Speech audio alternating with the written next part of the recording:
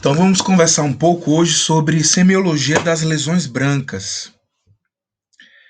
Então as lesões brancas, elas representam um grupo de alterações de cor localizadas na mucosa oral, que muitas vezes apresentam etiologias diversas. Essas etiologias diversas, elas estão extremamente ligadas a um exame clínico criterioso, que via de regra, esse exame clínico criterioso irá nortear diagnósticos corretos. Quando isso muitas vezes não é feito, quando as etiologias apontadas para essas lesões brancas, os diagnósticos são feitos de forma incorreta ou inapropriada, muitas vezes a gente vai culminar com tratamentos incorretos ou inapropriados. Por isso que a eleição e um bom exame físico dessas alterações de coloração branca da mucosa oral vão, de fato, muitas vezes categorizar e determinar a causa específica da lesão associado à identificação de manifestações clínicas. Então, quando eu tenho um bom exame clínico, ele bastante criterioso, a fim de excluir outras alterações, esses diagnósticos das lesões brancas serão mais oportunos, serão efetivados. Obviamente que muitas vezes, para a elucidação dessas lesões brancas, cabe os exames complementares, mas muitas vezes identificar é, sinais clínicos presentes através de manobras semiotécnicas, principalmente, que a gente vai lançar a mão para a identificação dessas lesões brancas, podem contribuir, muitas vezes, para o tratamento mais assertivo, o tratamento mais apropriado para essas lesões brancas. Inúmeras lesões brancas que podem aparecer na cavidade oral, muitas vezes, elas vão ser determinadas por diagnóstico de exclusão. Uma delas a gente comentou bem nas desordens potencialmente malignas, que são as leucoplasias. Então, quando eu entendo que a mucosa oral ela tem nuances de cor que vai desde um avermelhado, uma coloração mais intensa vermelha, até um róseo pálido, em diversas áreas, eu consigo muitas vezes determinar que aquela área específica tem alteração de cor. Isso vai facilitar bastante o critério diagnóstico. Por isso que, ao lançar e ao pensar a semiotécnica que eu vou utilizar para identificar essa alteração de coloração, mais propriamente chamada de lesão branca, ela é bastante oportuna para, de fato, a gente nortear esse diagnóstico e apontar, muitas vezes, um exame complementar. Então, entender essas nuances de coloração da cavidade oral são extremamente importantes. Então, conhecer a normalidade que essa coloração da mucosa remete no exame físico é extremamente importante. Então, a gente consegue ver aqui a cavidade oral propriamente dita, com nuances de coloração, que vai desde áreas mais avermelhadas a áreas mais branco ou róseo pálidas. E muitas vezes essas nuances de coloração em determinada área anatômica vai de fato excluir a abordagem do critério diagnóstico para aquela área inspecionada, né, examinada. Então a gente tem aqui, ó, por exemplo, na área de palato duro e palato mole, nuances de coloração que vai desde no palato anterior, essa área mais esbranquiçada, mais róseo pálido, até essa coloração mais avermelhada, bem capilarizada, com nuances amareladas. Então aqui remete um palato de aspecto normal, tendo essa variação de coloração. Outras áreas da mucosa, por exemplo, como soalho de boca e ventre de língua, vejam que já tem uma coloração mais avermelhada, representando assim uma exuberância da vascularização dessa área. Então vejam que conhecer a anatomia normal é extremamente importante para a gente identificar essa nuance de coloração, muitas vezes no que tange a coloração branca, né, que pode ser muitas vezes um diagnóstico de exclusão para leucoplasia, principalmente, que é a principal lesão que a gente quer descartar, que a gente quer o diagnóstico clínico. Então, eu consigo ver muitas vezes que a determinação da cor da mucosa oral, que vai desde essa coloração mais rósea até nuance patológica de uma coloração mais branca. E essa transição patológica, ela muitas vezes remete no diagnóstico que a gente tem de exame complementar, que vai muitas vezes nortear e concluir esse diagnóstico. Então, por isso que muitas vezes a gente utiliza como diagnóstico complementar, como biópsia, para realizar o diagnóstico específico daquela alteração branca.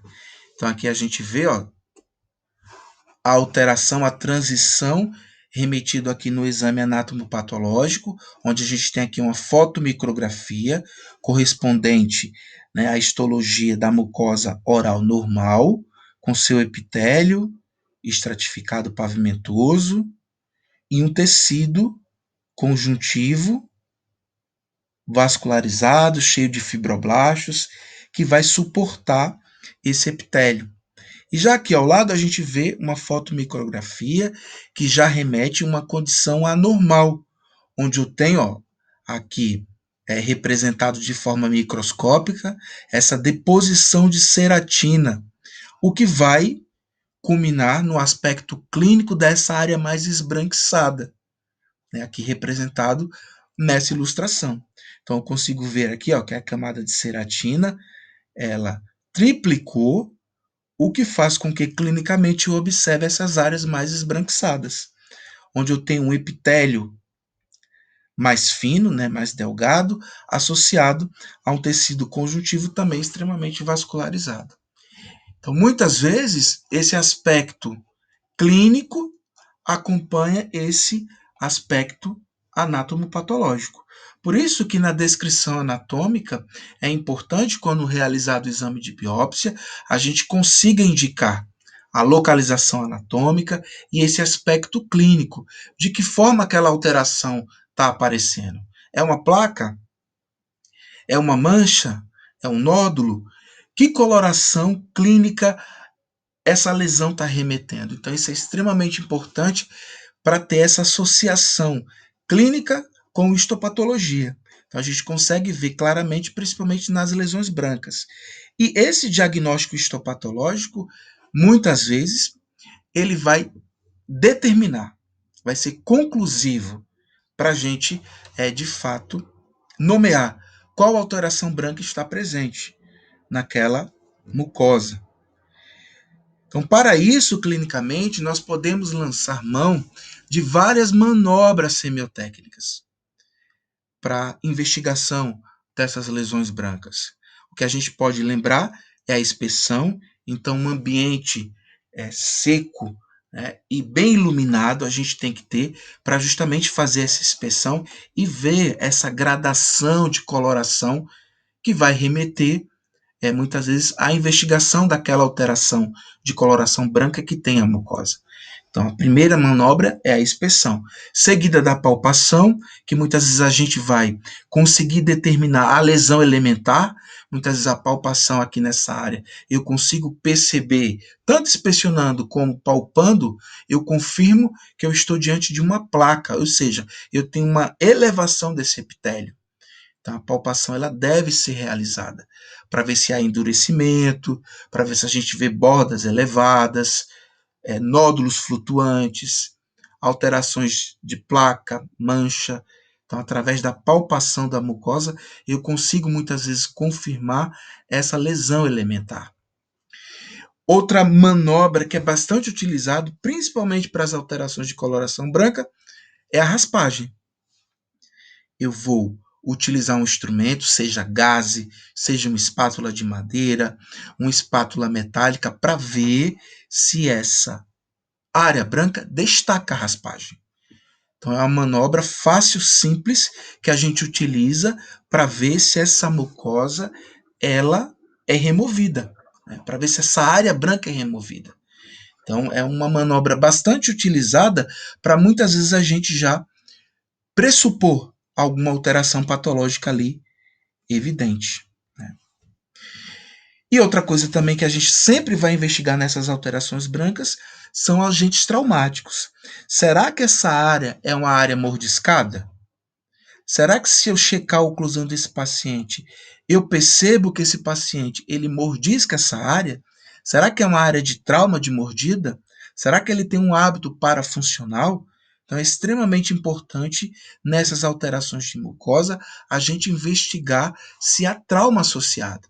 A gente lembra parafunção, mucosa mordiscada, perceber também a anatomia dos elementos dentários. Será que as cúspides estão bem afiadas, aguçadas? Será que o paciente é jovem? Será que o paciente é desdentado? Será que ele tem parafunção de mordida? Então, isso é extremamente importante para a gente determinar se existe trauma. E a gente, com esse fato, pode também nortear melhor o diagnóstico. Então, esses 4 critérios de manobras semiotécnicas, a gente geralmente lança a mão para muitas vezes investigar essas lesões brancas. Então, essa seria a primeira abordagem que a gente vai muitas vezes realizar para pensar e nortear melhor esse meu diagnóstico dessa alteração branca. Com isso, eu consigo classificar as lesões brancas em 4 grandes grupos, que a gente chama primeiramente de condições hereditárias, seguidas das lesões reativas, seguido das lesões branco-amareladas não epiteliais e outras lesões brancas. Então, categoricamente, de forma didática, a gente classifica essas lesões brancas nesses 4 grandes grupos a saber. Então, o primeiro grupo que a gente vai lembrar, aí eu selecionei 2 alterações importantes aqui, mencionadas a condições hereditárias, que é o leucoedema e o nervo branco esponjoso. Então, a gente já comentou um pouco sobre isso nas aulas passadas, e vocês já viram também, principalmente o leucodema em alterações de desenvolvimento.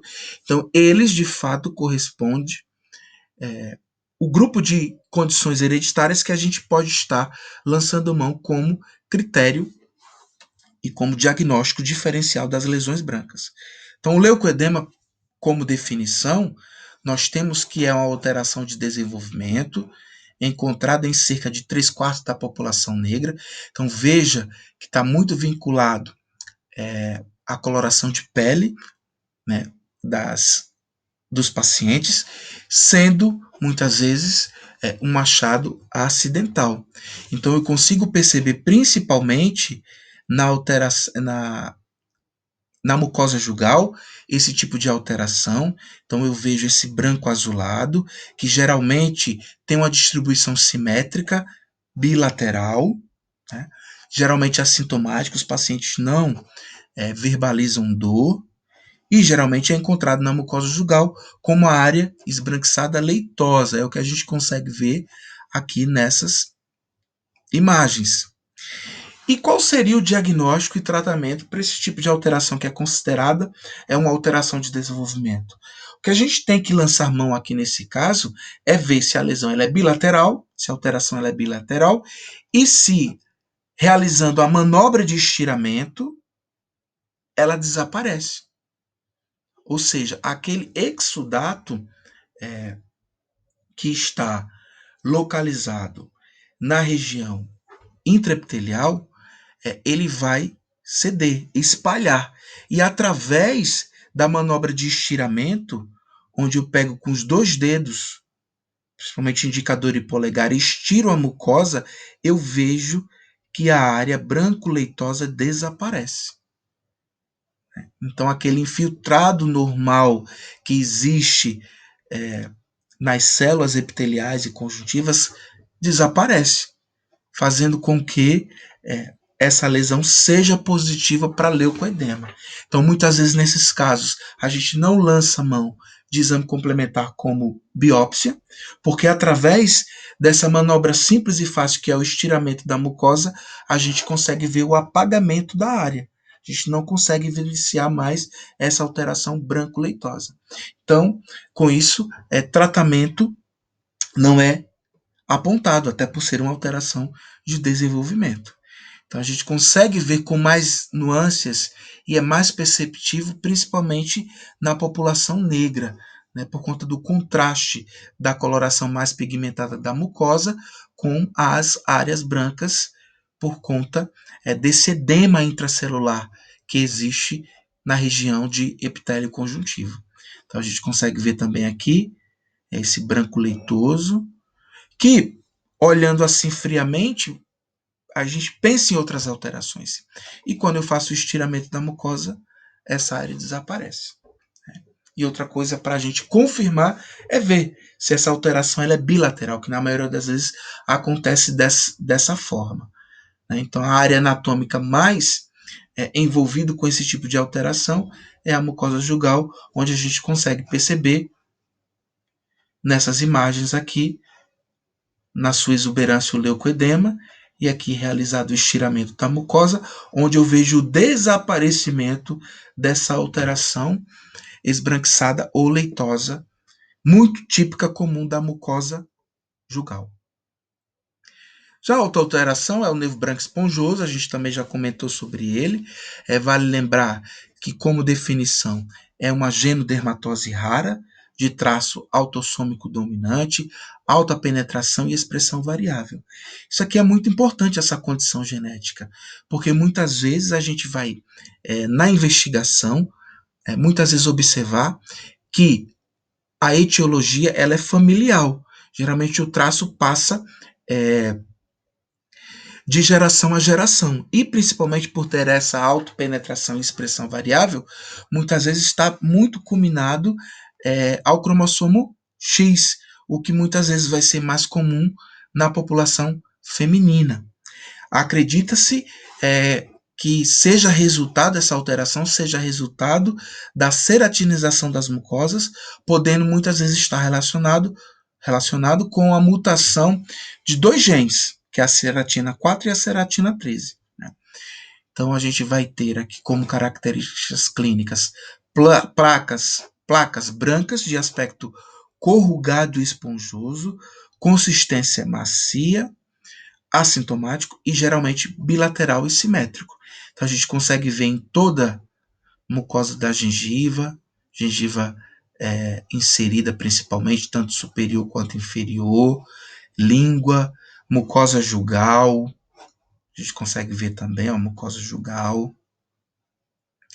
E muitas vezes, por ser uma agenodermatose, outras mucosas também são investigadas. Então, muitas vezes a gente faz o questionamento para ver se os pacientes também têm essas alterações na região de mucosa genital ou anal. Muitas vezes tem. E muitas vezes o grupo da família também, principalmente as mulheres, terão.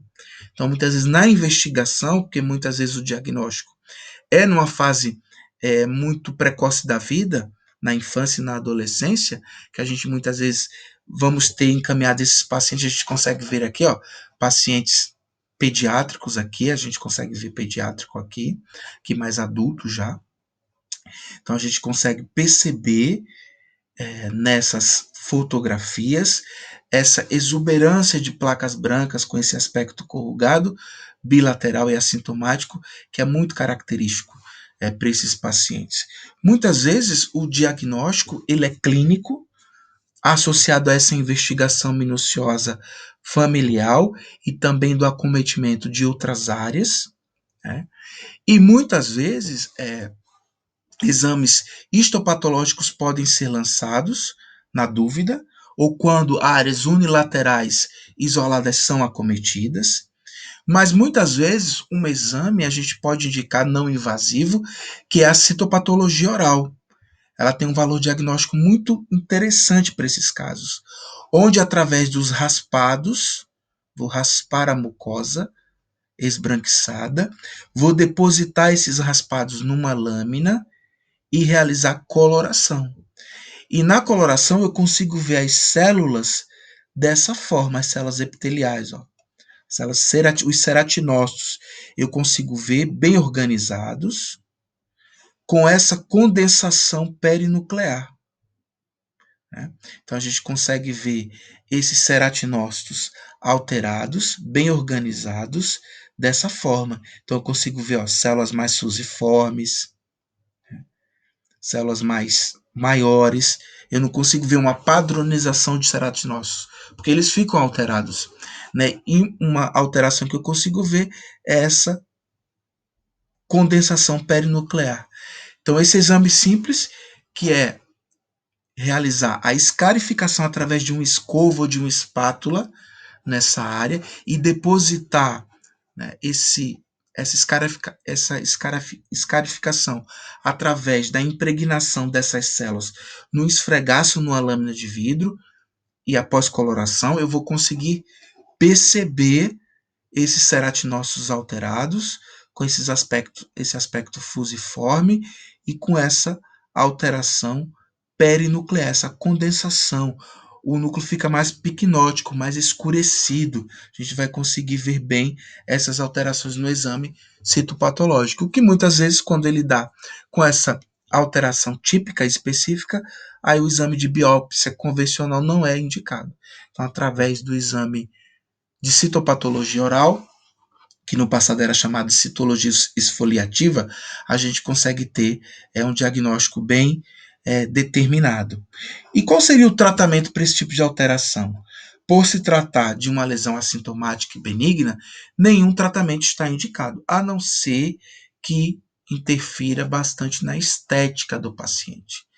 Então, muitas vezes, nessa área mais anterior, na gengiva marginal, essas lesões podem estar muito evidenciadas quando o paciente sorri.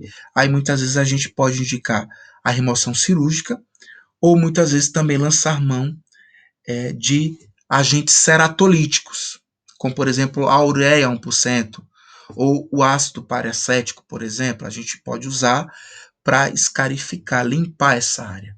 Lembrando que esse tratamento ele é paliativo. Por ser uma agenodermatose, essas áreas elas podem novamente aparecer.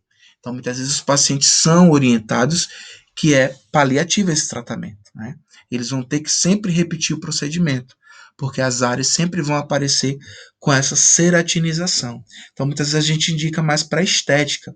Né? Quando o paciente refere que esteticamente o sorriso interfere aquelas áreas brancas. A gente pode lançar mão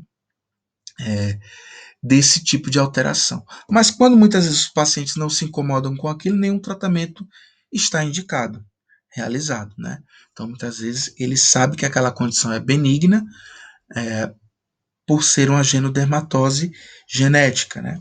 Então, a gente faz essa orientação para os pacientes. Mas quando a gente pensa em tratar esteticamente, a gente pensa nos ceratolíticos, aí a gente geralmente aplica na área esses ceratolíticos, principalmente a ureia 1%, ou outros ácidos, né? Como ácido triclorocético, paracético, para estar removendo essas áreas mais esbranquiçadas que a gente consegue ver através dessas imagens. Ok? Dúvidas, perguntas? Deixa eu ver se tem alguma dúvida aqui.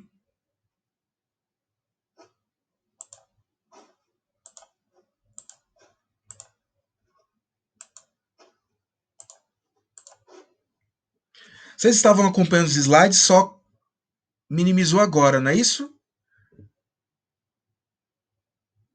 Ótimo, gente. Agora a gente vai passar para outro grupo de alterações, que são as lesões reativas. Então, para as lesões reativas, deixa eu.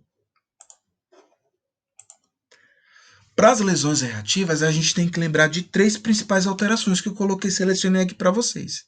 Então, a gente tem que lembrar da hiperkeratose ou hiperceratose focal ou friccional, da estomatite nicotínica e da leucoplasia pilosa oral. Então, a gente vai estudar cada uma delas. Então, a hiperkeratose friccional é uma lesão branca provocada pelo atrito ou fricção crônica contra a superfície mucosa da cavidade oral. Então, sempre lembrar para esse tipo de alteração, quando a gente hipotetiza no diagnóstico, a gente tem que observar se aquelas áreas de mucosa são propensas a trauma. A gente deve lembrar da anatomia. Quais são as áreas da boca mais propensas a trauma? A gente lembra do lábio, mucosa jugal e borda de língua. Né? Então, são as áreas que mais têm uma sobrecarga de trauma, que muitas vezes os pacientes têm hábitos parafuncionais de mordiscar. Então, o diagnóstico para esse tipo de alteração, ele é clínico pela confirmação da área exposta ao trauma, porém, se eu tenho dúvida, esse paciente tem mordicatio buncaro, né? Que é esse hábito parafuncional de mordiscar a mucosa, né?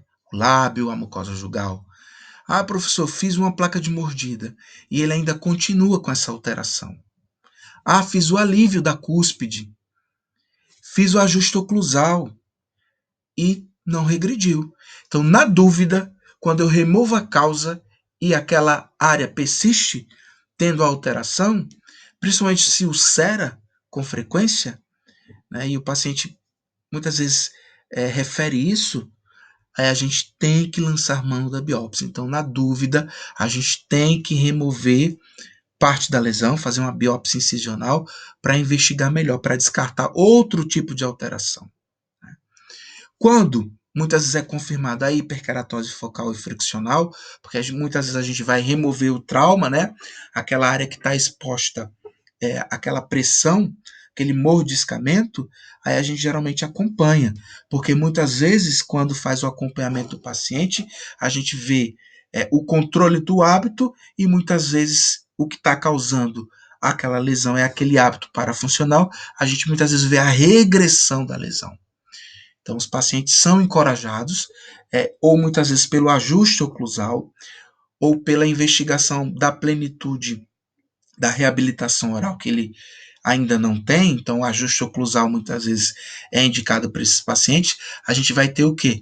A remissão, o desaparecimento da lesão. Quando isso não acontece, aí a gente indica a biópsia.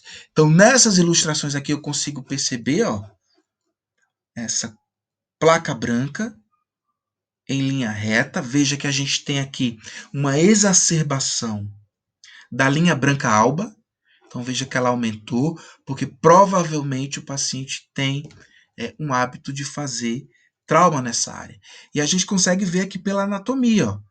Veja que são dentes que têm trabalhos de restauração, são dentes que têm cúspide que ao longo do tempo estão bem arredondadas, porque ele tem um registro de mordida bem evidente.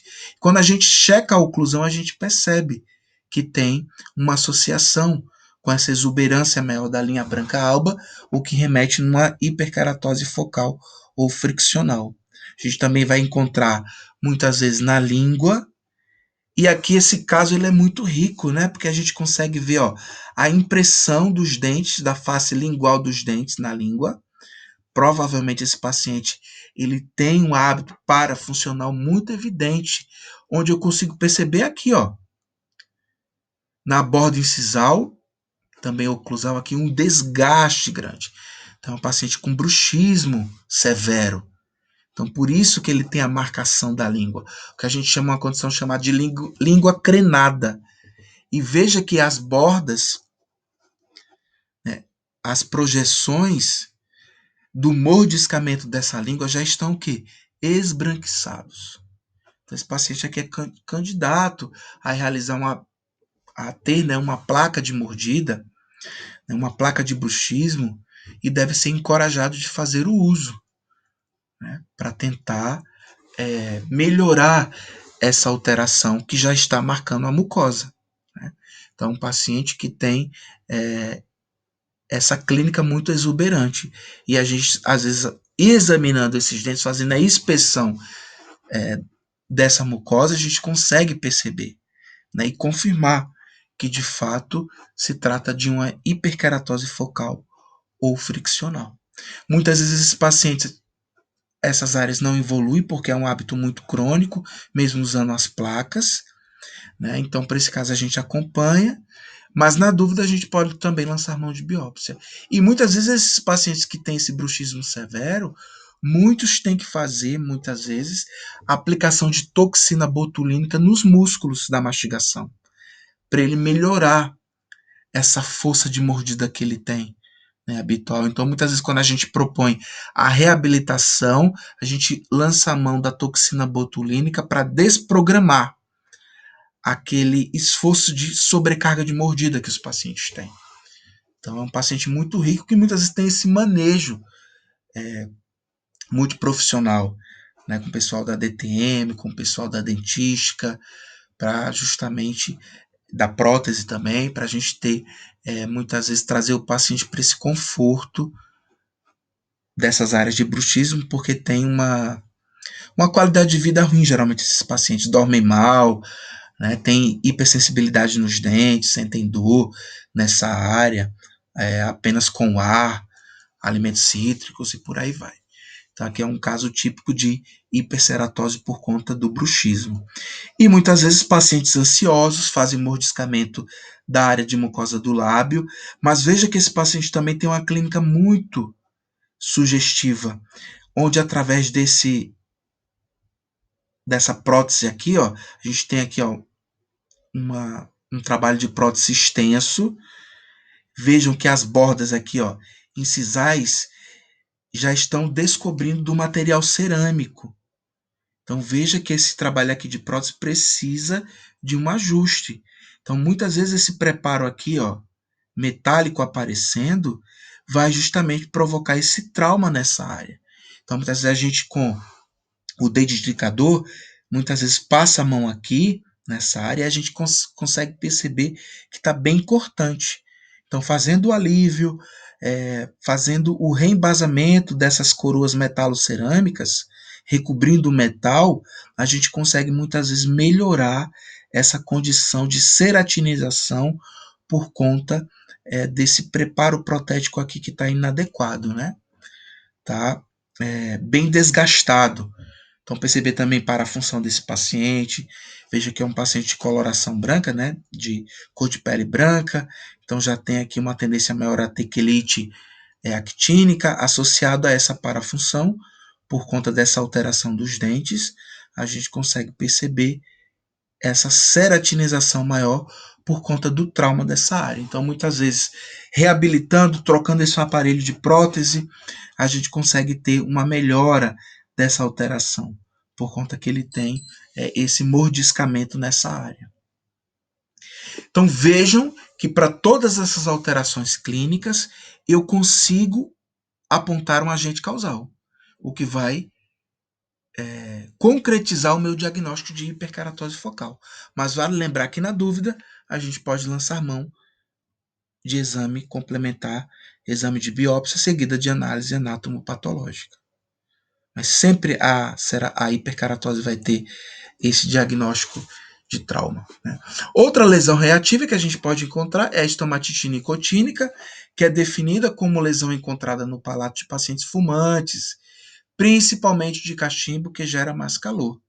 Então, a estomatite nicotínica, ela está muito ligada a um diagnóstico que a gente já comentou nas desordens potencialmente malignas, né? Que são os fumantes, né? Os pacientes tabagistas que têm o hábito invertido de fumar, ou seja, que tem a combustão, que tem aquela fumaça do cigarro ou do tabaco, né, do fumo de um modo geral, essa combustão vai gerar essa inflamação específica da região do palato. Então, o hábito invertido e também o uso do trago para essa região do palato vai promover a inflamação das glândulas salivares menores, proporcionando essa alteração que a gente chama de estomatite nicotínica. Então, como características clínicas, a gente tem que é assintomático, a mucosa palatina torce difusamente cinza ou branca com pápulas levemente elevadas. Essas pápulas levemente elevadas com o centro vermelho pontilhado, na verdade, é a inflamação da abertura dos ductos das glândulas salivares menores. Ficam bem inflamados por conta da combustão e de constituinte que a gente vai encontrar tanto nos usuários que fazem o hábito de fumar cachimbo ou cigarro, principalmente cigarro de palha, né, os cigarros sem filtros, vai ter essa associação mais marcante. Então, muitas vezes o diagnóstico ele é clínico e através da anamnese a gente consegue perceber isso. O mais interessante é que o tratamento ele é reversível quando a gente muitas vezes remove o hábito. Aí é que está a grande dificuldade, porque muitas vezes esses pacientes eles não conseguem parar com o hábito vicioso. Quando conseguem, geralmente em torno de 2 semanas, a gente tem a remissão dessa alteração. Então a mucosa volta ao normal. Só que o difícil é fazer com que o paciente pare de ter o hábito. Muitas vezes a gente programa para ele placas de acetato ou placas de silicone para que eles façam o hábito, né? Ou diminua aquele hábito vicioso de usar cachimbo, ou cigarro sem filtro, ou o próprio cigarro. A gente geralmente programa assim para ele ir desmamando aos poucos, mas mesmo assim a gente tem que contar mão com outros profissionais, né, que podem lançar mão, por exemplo, de adesivos de nicotina ou prescrição de terapia cognitivo-comportamental, uso muitas vezes de ansiolíticos para melhorar a ansiedade. Então, muitas vezes é um paciente que tem esse olhar, né, porque ele tem o hábito vicioso do fumo. Então, muitas vezes, esse hábito vai ser reversível, né, mas pode estar associado com outras alterações, que é a leucoplasia ou a desordem potencialmente maligna. Então, nessa fotografia, eu consigo perceber uma estomatite nicotínica inicial. Então veja que está a meio caminho aqui, ó, por exemplo, da gente pensar na desordem potencialmente maligna, que são os fumantes palatinos reversos, né, que a gente já viu, onde a gente vai ter uma clínica mais exuberante. Aqui eu tenho aqui aquelas áreas de pápula elevadas, esbranquiçadas, com essas áreas vermelhas pontiformes. Né? Veja que o paciente também já tem aqui, ó, a melanose do fumante, essas áreas enegrecidas a gente vai também encontrar. Aqui a gente também vê, ó, nos dentes, tá meio desfocado, mas a gente consegue ver que é um paciente que tem impregnação do tabaco. Então, se eu conseguir fazer com que esse paciente pare de fumar ou pare de fazer o uso daquele hábito cachimbo, cigarro de palha, por 2 semanas, eu consigo ter a remissão desses sintomas, dessas alterações. Quando isso não ocorre, aí eu já devo pensar na desordem potencialmente maligna. Aí a gente pensa em duas aqui, né? A leucoplasia e também a gente pensa nos fumantes palatinos reversos, né? Que são os principais diagnósticos diferenciais da estomatite nicotínica. Já a leucoplasia pilosa oral, outra lesão reativa e a última, é a lesão... Professor, Oi! quanto tempo você espera para essa lesão Duas regredir assim semanas. depois? Em duas Tá. semanas, parando o hábito, eu espero essas 2 semanas. Geralmente, nas 2 semanas, 15 dias, eu já vejo a remissão. Quando eu não tenho isso, tenho que pensar leucoplasia, desordem potencialmente maligna, palatinos e fumantes reversos.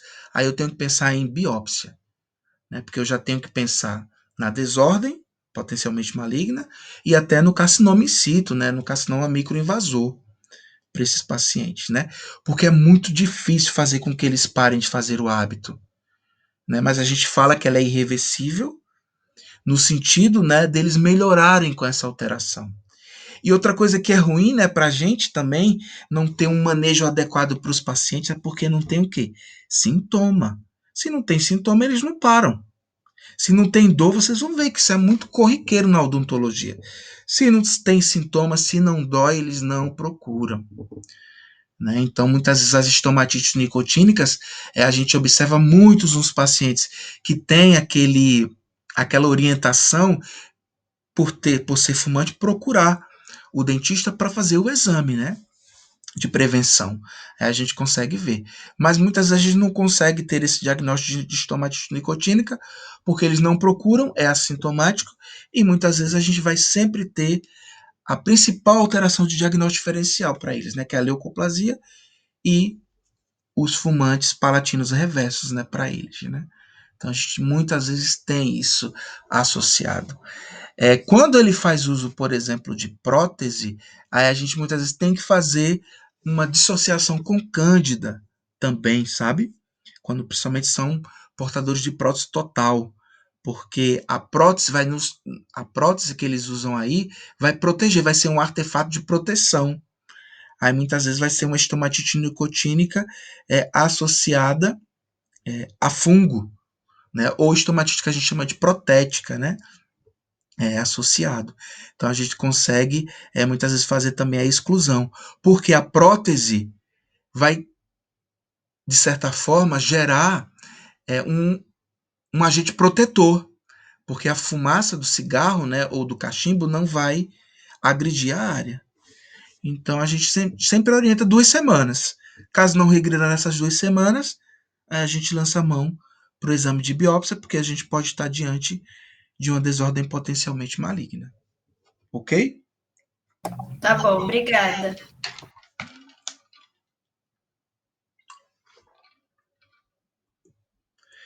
Já a leucoplasia pilosa oral é a nossa lesão reativa viral. Então, é uma alteração causada por um vírus herpes. O vírus herpes tipo 4, ou vírus Epstein-Barr, é BV. Quais são as características clínicas da leucoplasia pilosa oral? Manifesta-se clinicamente como placa branca, caracteristicamente não removível à raspagem. Olha que dica interessante e importante. Com localização preferencial nas bordas laterais da língua, podendo ser uni ou bilateral, e a superfície pode se apresentar-se plana, corrugada ou pilosa. Então, o diagnóstico ele é clínico, associado com sorologia, histopatológico ou citopatológico. Então, a gente pode lançar mão desses vários diagnósticos para ter o diagnóstico confirmatório de leucoplasia pilosa oral. Então, qual seria o tratamento desse paciente quando é confirmado a leucoplasia pilosa oral? Então, uso local de ácido retinóico ou por cauterização química do ácido tricloroacético, se é empregado. E esse tratamento muitas vezes é vinculado quando muitas vezes a gente tem a condição muito bem estabelecida desse paciente. Por quê? Porque vale lembrar que a leucoplasia pilosa oral é uma doença oportunista. Então, vai estar vinculado aos pacientes que têm imunossupressão. A gente deve lembrar de 2 grupos de pacientes que podem ter esse tipo de alteração. São os pacientes que são portadores do vírus HIV, né? Então, HIV, muitas vezes que já tem a síndrome, né? A síndrome da imunodeficiência adquirida, eles não fazem o tratamento ou não conhecem o diagnóstico.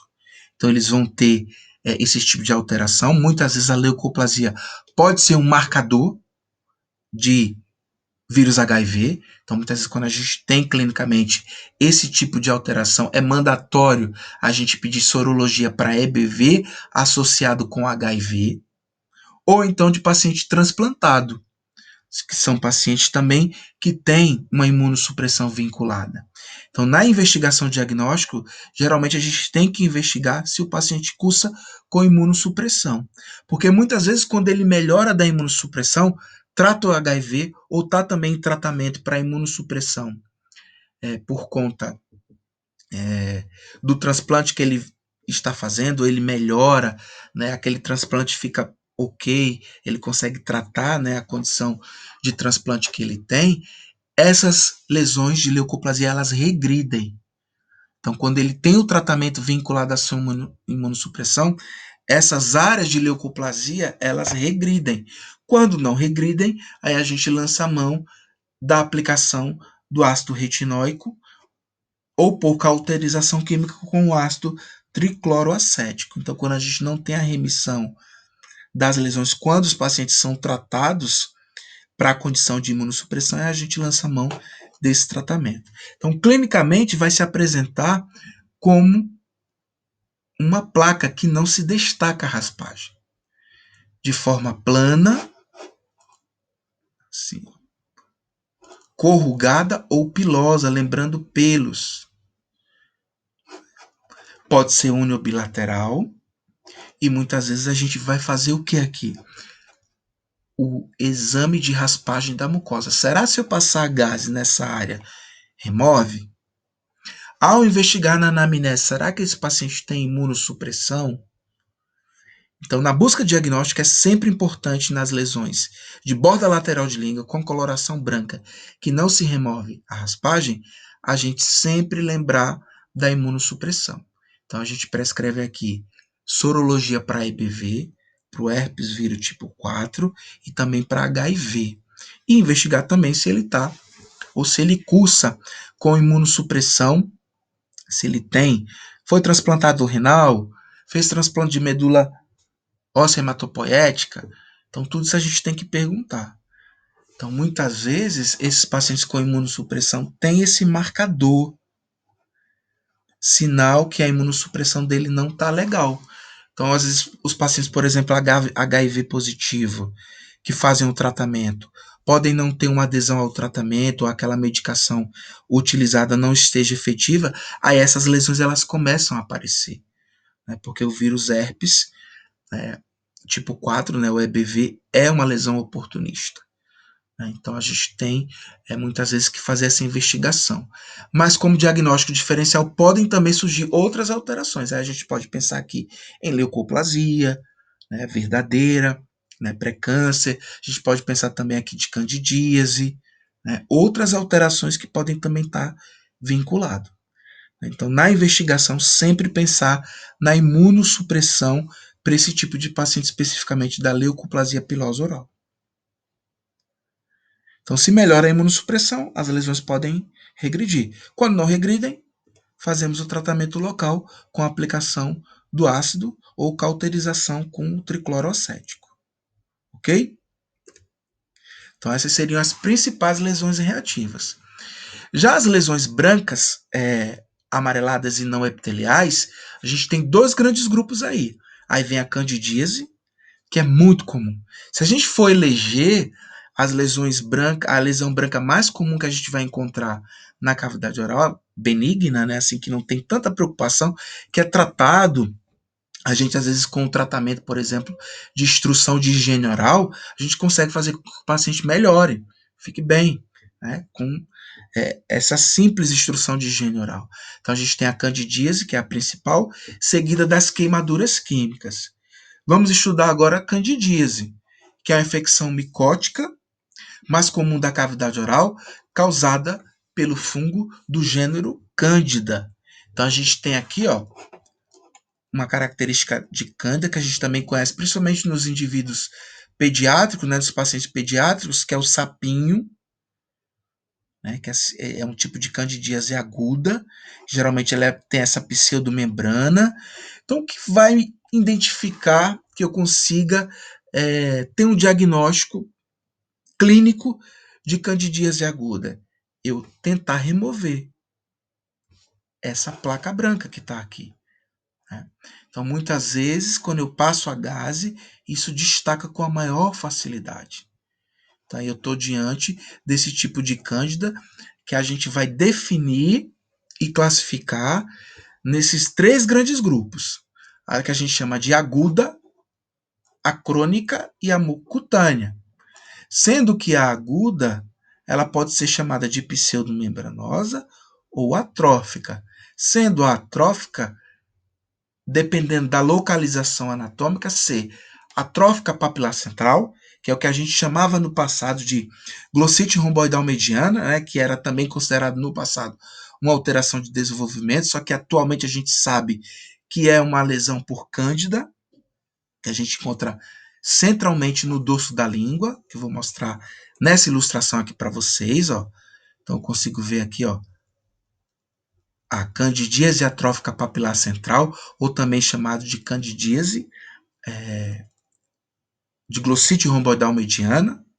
E aqui eu consigo ver tanto nessa foto aqui, em dorso de língua bem exuberante, e aqui também, ó, orofaringe, esse aspecto parecendo nata de leite. Então, se eu passar a gaze aqui, eu consigo remover. Então, eu tenho essa característica muito vinculado à candidíase aguda pseudomembranosa, que vale lembrar que essa característica é muito comum nos pacientes também que têm imunossupressão.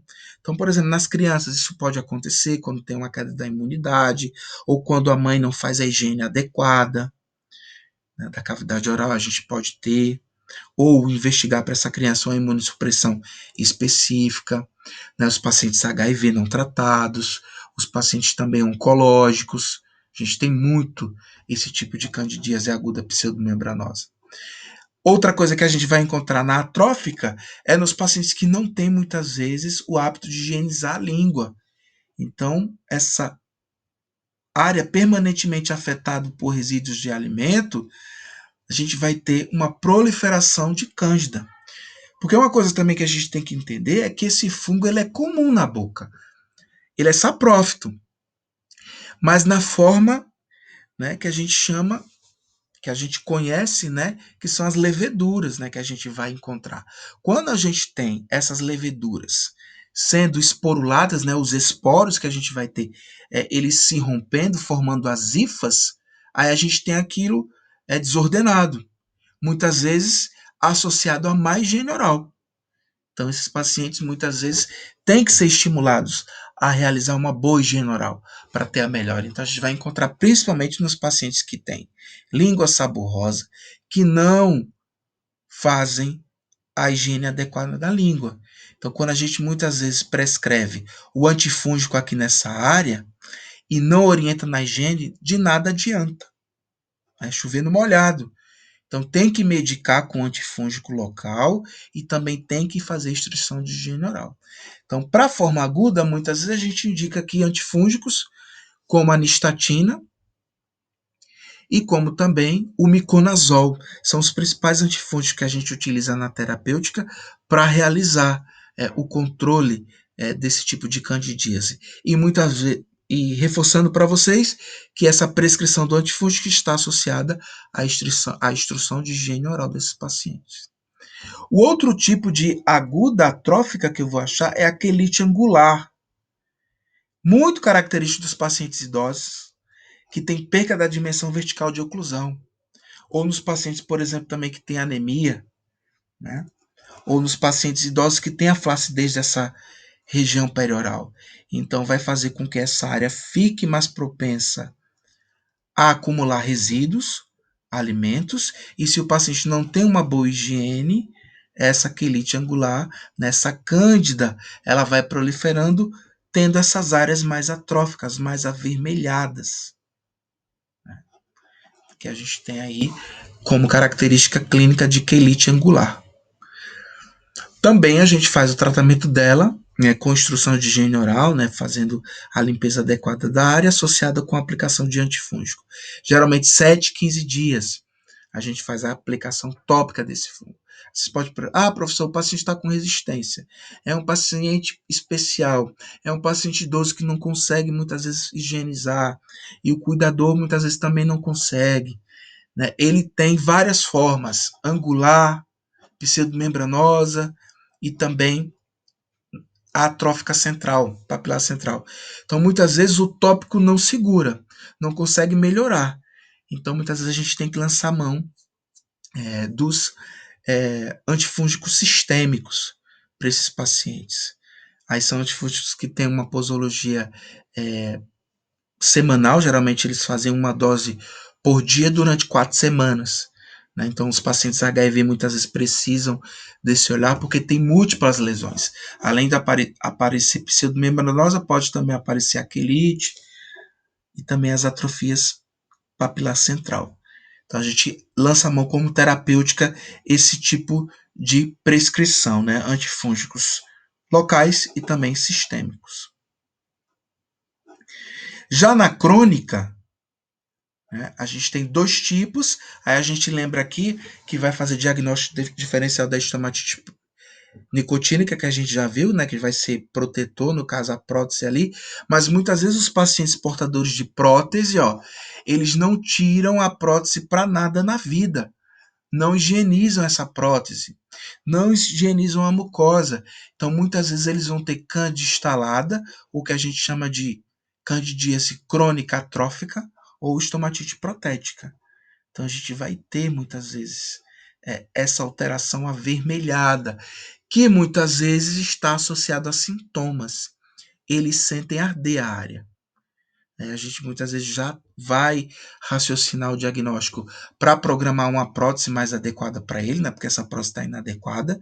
Não existe em prótese total essa fenestração mais, essa área de retenção. A gente não tem mais, né? E aí a gente vai programar uma prótese e vai fazer instrução de higiene dessa prótese para ele. Geralmente eles não podem dormir, o ideal é que eles não durmam com a prótese, que eles façam a higiene, geralmente com cloro. Então, geralmente um copo americano para uma colher de sopa de água sanitária, né, de cloro, ficando 30 a 40 minutos ali, e depois eles fazem um enxágue e secam a prótese e a dentadura fica guardada. Então não fica como no passado, né, nos filmes se coloca a dentadura lá no copo e deixa ela pernoitar. Não faz isso, não. Geralmente 30 a 40 minutos é o ideal para que eles tenham. Hoje já existe, por exemplo, os limpadores químicos, né, que é o Corega, através de sachês, de comprimidos diluídos na água, consegue fazer também a boa higiene da prótese, mas quando pacientes não têm condição financeira, orientá-los de fazer a higiene com cloro, uma colher de sopa num copo americano de água por 30 a 40 minutos, depois ele secar a prótese e guardar, é o ideal, que ele faça isso diariamente, né? Então é uma forma da gente tratar. Não, muitas vezes, utilizar o antifúngico. Como é crônico, muitas vezes a gente faz essas duas medidas, a instrução de higiene, a troca da prótese mais adequada, associado com o antifúngico. Aí o que é que vai ajudar aqui? A prótese vai ser um artefato para aplicação tópica desse antifúngico, né? Então, muitas vezes a gente vai pedir para o paciente aplicar o gel de miconazol na mucosa durante 30 minutos, 3 vezes ao dia, por exemplo. Aí a prótese vai ajudar na aplicação tópica desse antifúngico, né? Ou muitas vezes o paciente pode ter outra forma crônica, que confunde muito com outras coisas. Nessa imagem aqui, ó, a gente vê uma placa em borda lateral de língua, que eu poderia pensar aqui em outras coisas. Poderia pensar numa leucoplasia, numa leucoplasia pilosa oral. Então, a anamnese é extremamente importante. Então, nesse caso aqui específico, na investigação da anamnese, eu vi que o paciente não era imunocomprometido, né? Eu vi que o paciente tinha uma boa oclusão, não mordiscava. Tudo isso eu excluí, né? E aí resolvi passar antifúngico. Quando eu prescrevi o antifúngico, olha como desapareceu.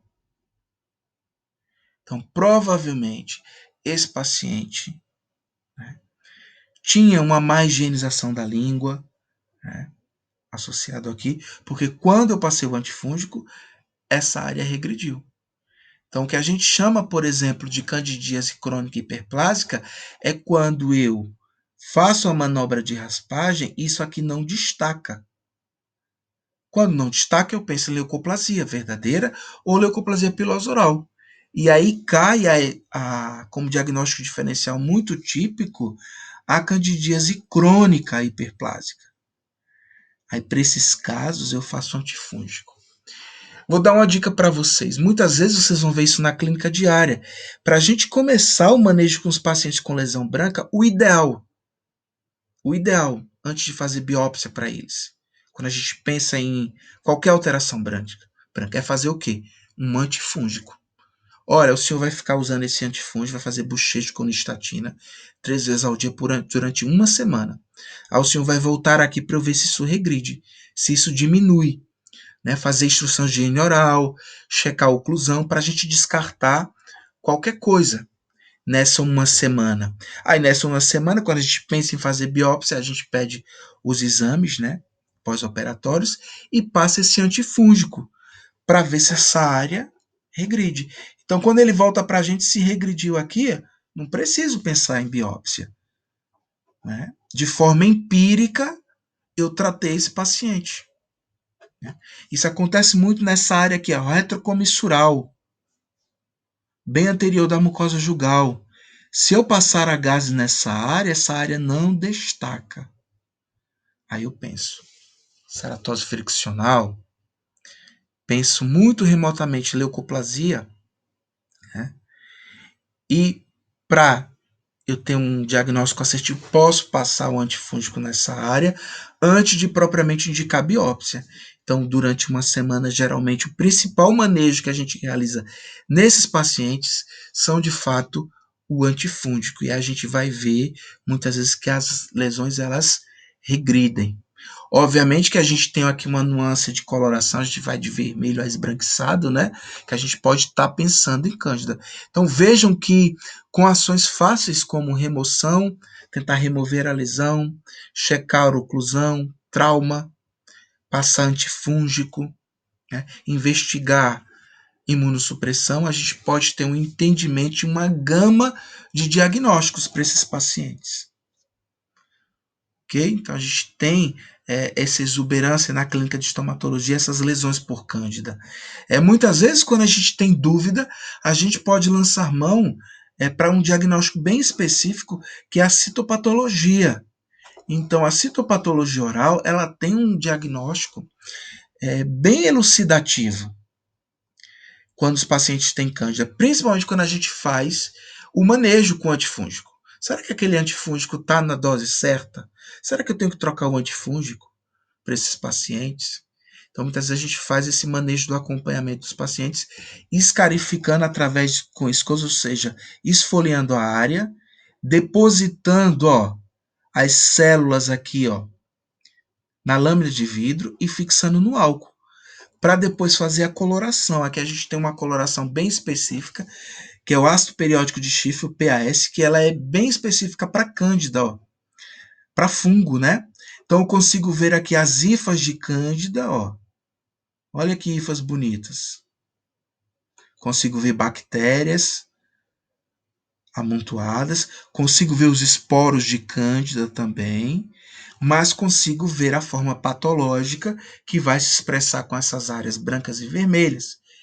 Então, se a gente for pensar num padrão ouro de diagnóstico complementar, né, de exame complementar diagnóstico, para candidíase, a gente pensa na citopatologia, que é um exame simples, fácil, que vocês vão aprender comigo como é que faz, as alternativas de se fazer. No nivelamento, eu geralmente treino com vocês a realizar esse tipo de exame complementar. E aqui o tratamento de eleição, como eu já tinha falado para vocês, é a aplicação de antifúngico, seja sistêmico ou local, né, para esses pacientes. Então vocês vão perceber que na clínica de estomatologia esse diagnóstico ele é muito comum. E vejam que eu usei várias nuances, desde anamnese, instrução de higiene oral, investigar imunossupressão para esse paciente e também ver se remove ou não. Tendo essa dúvida, lanço mão da citopatologia, tanto para diagnóstico como para acompanhamento do tratamento. E às vezes a gente consegue ter um diagnóstico bem assertivo quando a gente lança a mão desse exame de citopatologia. Ou então, quer ser mais difícil de se fazer, que é a cultura.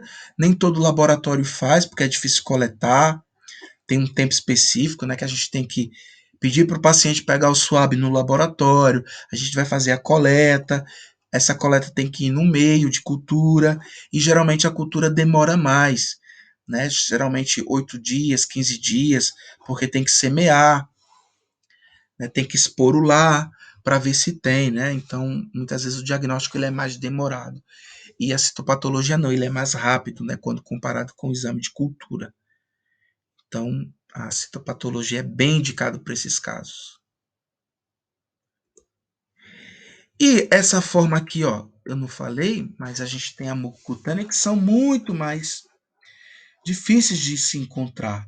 E ela pode ser localizada ou associada à síndrome. As síndromes geralmente são os pacientes portadores, por exemplo, de outras comorbidades, principalmente o diabetes, né? Então são síndromes que são associados, então os pacientes têm essa cândida exuberante multifocal, né, localizado ou não, que a gente determina como sendo mucocutânea, que é muito mais difícil de se encontrar. Então a gente encontra dessa forma. E para terminar, as branco-amareladas, a gente tem as queimaduras mucosas, as queimaduras causadas por uma variedade de drogas e agentes como aspirina, peróxido de hidrogênio, nitrato de prata. Isso muito no passado, porque ainda usava o nitrato de prata para obturar os canais. Fenol também, que a gente usa como medicação intracanal, materiais endodônticos e necrose anestésica. Então veja que as queimaduras, na investigação, muitas vezes a gente pergunta: você foi ao dentista recentemente? Você fez tratamento de canal? Porque muitas vezes está muito vinculado a isso. E outra coisa que a gente vai observar, que eu não falei tanto nas outras alterações brancas, ou branco-amarelas, é que os pacientes geralmente têm queixa de dor local. Então, clinicamente, observa-se a presença de uma área branca dolorida de necrose epitelial no local onde o agente agressor foi depositado.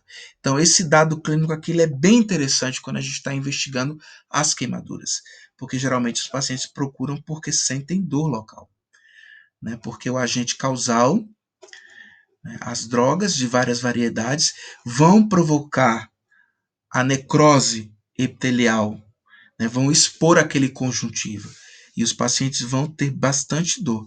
E essas áreas podem descamar e deixar úlceras avermelhadas e sangrantes. Então, o tratamento consiste na remoção do agente agressor. Então, eu tenho aqui ó, várias formas que podem o que, gente? Lembrar todas as alterações que a gente já falou aqui, ó. Retrocomissural. Então, esse paciente aqui tinha o hábito de colocar medicações na cavidade oral, né, comprimidos que faziam que queimavam aqui também, ó, nessa área específica. Aqui, ó, vejam que o paciente tem um acesso aqui, ó. Veja que esse molar fraturado sofreu um acesso.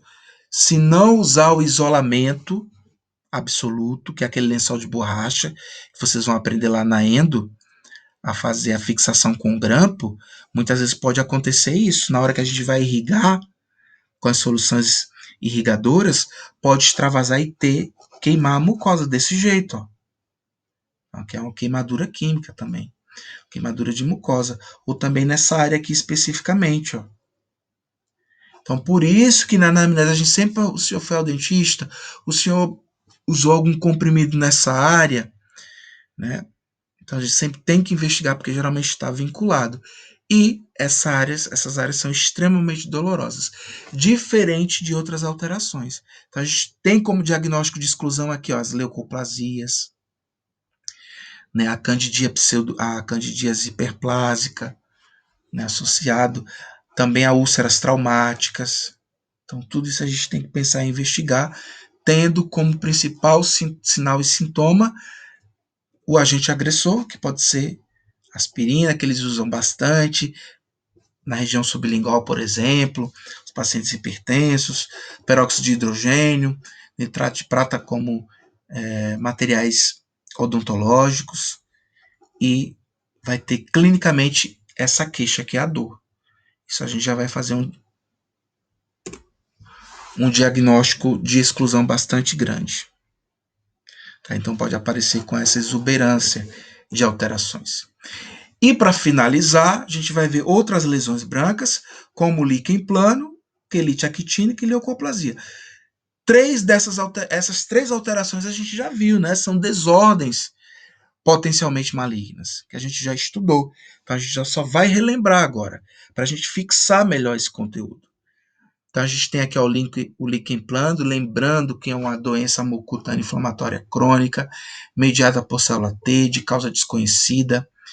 A gente de característica clínica, a gente tem uma nuances de apresentações clínicas, então a gente tem o principal líquen plano reticular à mucosa da cavidade oral, que é o reticular, onde ele vai apresentar um rendilhado fino com formações de estrias brancas, que a gente conhece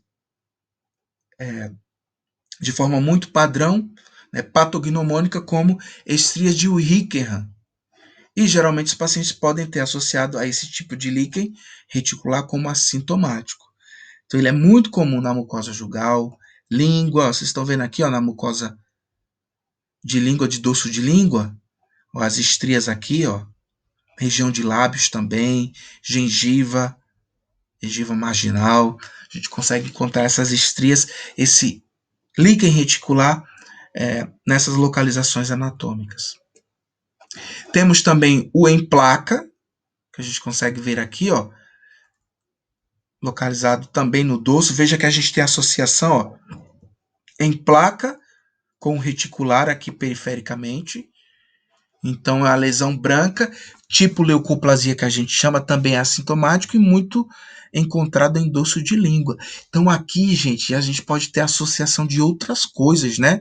Eu posso ter o líquen e, por ser uma desordem inflamatória, ó, esse líquen, por o paciente ter medo de higienizar, por ulcerar, por ser uma mucosa mais friável, ele nem higieniza. Pode ter o que? Contaminação de cândida. Se tem cândida micro-organismo, esse líquen vai ser difícil de tratar.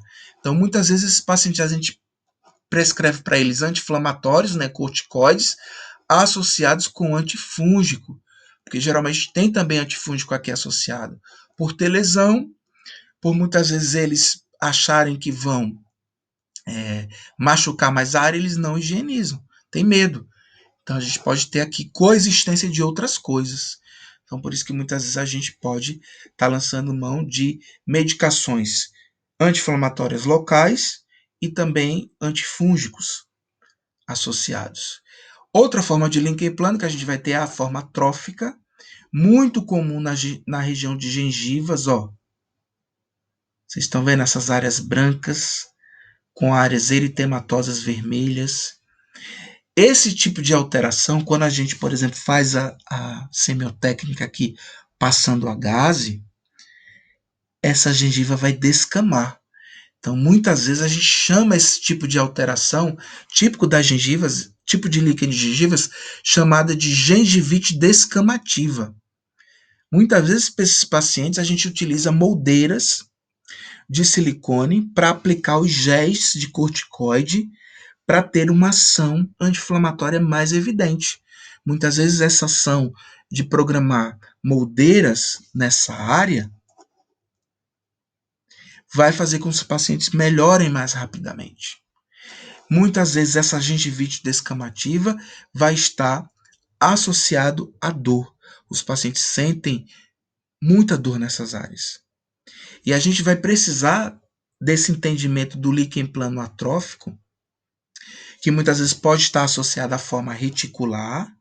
A gente vê aqui, ó, essas áreas de estrias brancas localizadas na gengiva e também da forma que a gente já comentou, que é a forma erosiva ou bolhosa, que a gente também vai encontrar como sendo a principal forma de líquen que pode cancerizar, que a gente já estudou em outras alterações de desordens potencialmente malignas. Então, esse líquen plano diagnóstico, ele é clínico, associado com o exame anatomopatológico. Então, para esses casos, muitas vezes, eu tenho que indicar exame anatomopatológico, biópsia seguida de análise anatomopatológico, para ter o desfecho, né, concluir que é líquen. Então, a associação da clínica com a histopatologia é importante para o diagnóstico. E o tratamento ele é variável. Então, veja que o líquen plano oral ele pode ter, muitas vezes, o tratamento vinculado a aliviar os sintomas e minimizar o impacto funcional da doença. Por ser uma doença crônica inflamatória, não tem cura imediata para ela ter. Então, a gente muitas vezes faz o tratamento vinculado a alívio dos sintomas e dá uma melhor qualidade de vida, porque como tem dor, eles não conseguem se alimentar, ficam prejudicados na estética, né? Então muitos ficam com a estima baixa, né? Porque quando sorri fica aquela área avermelhada, muitas vezes sangrante. Então cuidados de higiene oral, principalmente periodontais para esses pacientes, usar medicamentos frequentemente indicados como os corticoides, como via tópica, como bochechos, pomadas ou veículo ora base ou géis através de moldeira, principalmente para gengivites descamativas, né? Podemos também lançar a mão, aí cabe muitas vezes a avaliação do profissional médico, né? Porque muitas vezes eles fazem prescrição de imunossupressores, como por exemplo a carcineurina, o tacrolimus, o pimecrolimus, que apresentam resultados terapêuticos interessantes, né? Muitas vezes a gente precisa também do profissional médico, porque esses pacientes podem também fazer o uso de imunossupressores sistêmicos.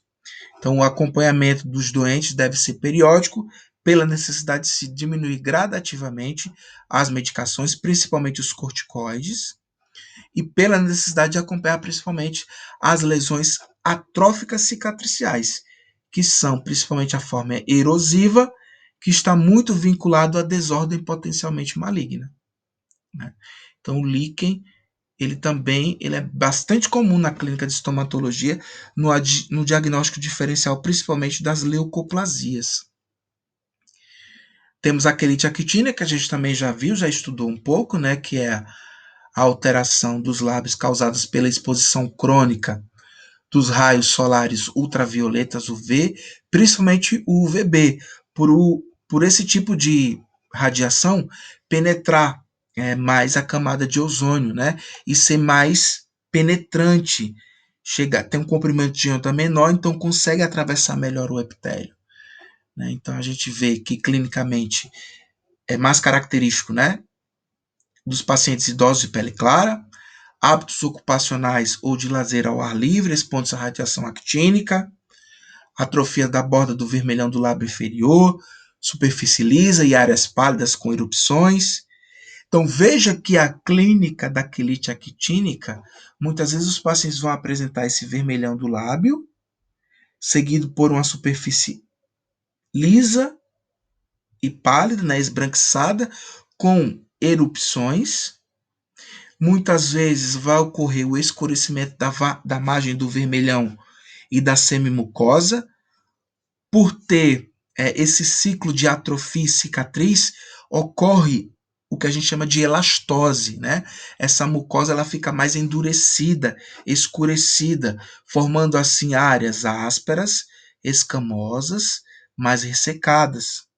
E esse ciclo, muitas vezes dessa placa branca, seguida de atrofia, vermelhidão e ulceração, vai muitas vezes evoluir para o que nós chamamos de leucoplasia. E muitas vezes esses pacientes podem ter também carcinoma in situ ou carcinoma de células escamosas de lábio, ou microinvasor de lábio. Então a gente tem que pensar que essa quelite actínica, ela representa a leucoplasia do lábio. Então a gente tem que pensar dessa forma, né? Ou a eritroplasia do lábio, ou a eritroleucoplasia do lábio. Então a gente tem que raciocinar dessa forma, né? Porque essas áreas, muitas vezes com esse ciclo de melhora, piora, formando essas ulcerações, essas crostras, muitas vezes o diagnóstico indicativo para esses pacientes quando tem essa transição e não melhora dessas ulcerações é indicar o exame de biópsia seguida da análise anatomopatológica, porque a gente pode estar diante já de um carcinoma espinocelular, né, um carcinoma de células escamosas de lábio, né, o microinvasor. Então, por isso que a gente tem como um principal elemento de desordem potencialmente maligna, principalmente na nossa população, né, por nós sermos um clima bastante tropical e ter atividades laborais muito vinculadas à exposição desses raios UVB.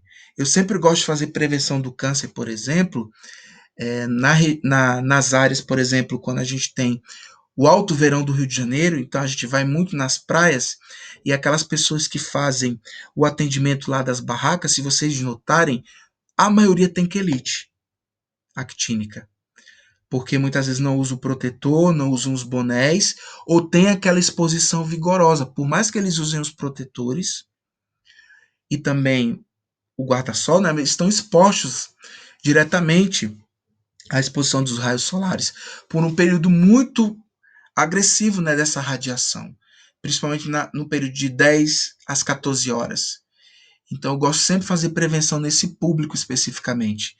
Então, geralmente a gente vai e a gente consegue detectar lesões de quilites bem avançadas nesse público. Então, a gente geralmente faz essa campanha de prevenção nesses indivíduos no período de alto verão, nas praias cariocas, para justamente ter essa orientação para esses pacientes, né? E muitas vezes eles têm a pele tão bronzeada, que pode disfarçar, né? Não ser pessoas, às vezes, de coloração tão clara. Então, eles devem receber orientação de fazer proteção, né, de bloqueador solar acima de 30 e também usar artefatos como viseiras, bonés, chapéus, para de fato proteger essa área. E quando tem as lesões, a gente tem que encaminhar para a clínica para fazer o acompanhamento clínico desses pacientes. E muitas vezes indicar biópsia. Então a gente tem aqui, ó, os pacientes devem usar protetor solar labial com fator de proteção de no mínimo 30. As áreas endurecidas, espessas com ulceração ou leucoplasia. Olha esse caso aqui. Olha esse caso aqui como está ulcerado. Devem ser submetidos a biópsia e em casos mais graves, sem malignidade, muitas vezes quando ele tem ulcerações constantes e a gente não detecta o carcinoma de células escamosas, esse paciente ele é encaminhado para o cirurgião plástico e o cirurgião plástico ele faz a remoção de uma fatia do lábio totalmente. Então muitos perdem fazendo a reversão da semimucosa para essa área, não tendo mais o selamento do lábio. Então eles reclamam, né, porque ficam sem lábio, não tem essa exuberância do lábio, né, por selamento é importante. Então eles geralmente não selam e ficam respiradores bucais. Então para esses pacientes, quando tem essa ciclagem de ulcerações, de lesões, como placa branca e ulcerações, e não encontramos o carcinoma, ele é candidato a fazer um, um manejo cirúrgico, né, uma indicação cirúrgica de vermelhectomia, que é a remoção da fatia do lábio. Geralmente são indivíduos homens que chegam a fazer esse tipo de procedimento. E muitas vezes o pós-operatório e o manejo pós-operatório tardio é ruim, porque eles reclamam que não conseguem selar, né, o lábio, não consegue fazer mais a rima oral, começam a salivar por essa área, né, quando vão se alimentar, fica o alimento saindo, então eles reclamam bastante. Então, muitas vezes a vermelhectomia é indicado como preventivo quando a gente não encontra malignidade, né, o carcinoma de células escamosas nessa área. E geralmente esses pacientes têm um acompanhamento longo. Geralmente eles ficam sempre conosco, porque inevitavelmente eles devem ser indicados a fazer biópsias dessas áreas quando muitas vezes a gente não tem a melhora dessas áreas de ulceração. E para encerrar, que eu acho que é o principal vilão, que as outras lesões brancas elas representam muitas vezes a busca diagnóstica para a gente excluir e daí então determinar que aquela lesão branca é uma leucoplasia, já que a OMS define a leucoplasia como uma mancha ou placa branca da cavidade oral não removível à raspagem, que não pode ser caracterizada clínica nem microscopicamente como outra enfermidade. Então a gente pode determinar que a leucoplasia ela de fato representa uma entidade meramente clínica, porque histopatologicamente a gente não tem, né, consagrado uma padronização para determinar. O que a gente pode encontrar são alterações celulares e que clinicamente, né, através de placa delgada, branca, seguida de áreas espessas de fissura, bem numerosas, o que a gente denomina de leucoplasia espessa homogênea, até formar áreas de irregularidades superficiais, o que a gente chama de leucoplasia granular e nodular. Então veja que clinicamente ela tem uma evolução, o que vai muitas vezes remeter o nosso raciocínio para realizar a biópsia. Então ela geralmente inicia como uma placa delgada, que pode ter uma espessura, formando fissuras mais numerosas e várias irregularidades superficiais, até provocar erosão. Então ela tem essa característica aqui, ó, de transição de evolução clínica. Então eu tenho aqui, ó, uma placa delgada branca que não se remove a raspagem. Muitas vezes essas placas, elas podem evoluir para fissuras múltiplas, para sulcos mais aprofundados, áreas atróficas, até ter, ó, áreas de erosão, o que a gente lembra mais à frente das eritroplasias. Eu comentei isso com vocês. Os livros geralmente tendem a fazer com que a gente tenha esse raciocínio. As leucoplasias podem evoluir para as eritroplasias. Então, eu posso afirmar que um dia, talvez, as eritroplasias foram leucoplasias, né? Então, vejam que elas representam o principal diagnóstico de exclusão de todas as outras lesões brancas que nós já falamos. Então, veja que olhando clinicamente pode lembrar outras coisas. É por isso que muitas vezes a gente tem que lançar mão do exame de biópsia seguida de análise anatomopatológica. Às vezes podem perguntar, e o tratamento, né, para esse tipo de alteração? Então, eu tenho aqui de novo representando essa exuberância clínica. Então, é a remoção dessas áreas. A gente tem que remover. Principalmente quando a gente encontra uma displasia mais acentuada, quando aquelas células estão bem desordenadas, né, tem uma proliferação muito grande, né. Mas muitas vezes no diagnóstico desse tipo de condição, principalmente quando a gente tem assim essas lesões iniciais, as placas brancas delgadas, muitas vezes indicar biópsia é difícil.